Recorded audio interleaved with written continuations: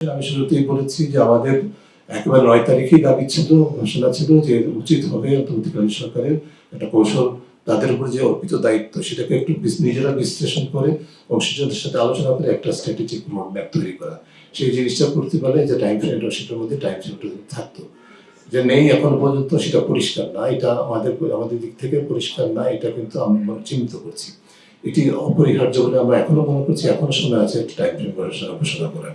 আর বাস্তব রাষ্ট্র সংস্কার এই প্রতিবেদনের উপর নির্ভর করে বাস্তব রাষ্ট্র সংস্কার সম্পন্ন না করে অন্তত সেটার জন্য সুনির্দিষ্ট পদক্ষেপ সহ আইনি এবং প্রাতিষ্ঠানিক পরিবেশ সৃষ্টি করার মতো জায়গায় না গিয়ে চট করে নির্বাচন অনুষ্ঠিত হয়, তাহলে এই যে ছাত্র জনতার মূল যে আন্দোলন এবং তার যে চেতনা সেটা কিন্তু অর্জিত হওয়ার পথে অন্তরায় থেকেই যাবে।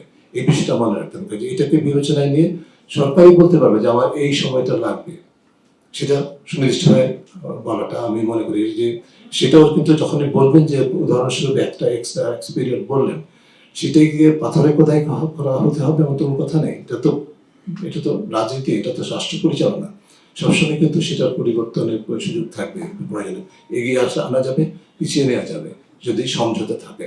এই আন্ডারস্ট্যান্ডিংটা যদি আমার 9 আগস্টের দিক প্রথম সপ্তাহে না হোক, আগস্টের ফার্স্ট টার্মে বা আগস্ট মাসে, সেপ্টেম্বর মাসে, অক্টোবর মাসে হতো, নভেম্বরও যদি হয়, ডিসেম্বরও যদি হয়, তারপরে কিন্তু আমার একটা দিক নির্দেশনা দেশবাসী পাবে, যাদের মধ্যে অস্থিরতা, কবে নির্বাচন হবে ইত্যাদি থেকে শুরু করে মৌলিক যে প্রশ্নগুলো উত্থাপিত হচ্ছে সময়সীমাকে কেন্দ্র করে সেই প্রশ্নটা দূরীভূত উত্তর পাওয়া যাবে বলে আমাকে, সেই উত্তরটা সরকারের পক্ষ থেকে দেওয়াটা আমি মনে করি যে সম্ভব এবং উচিত।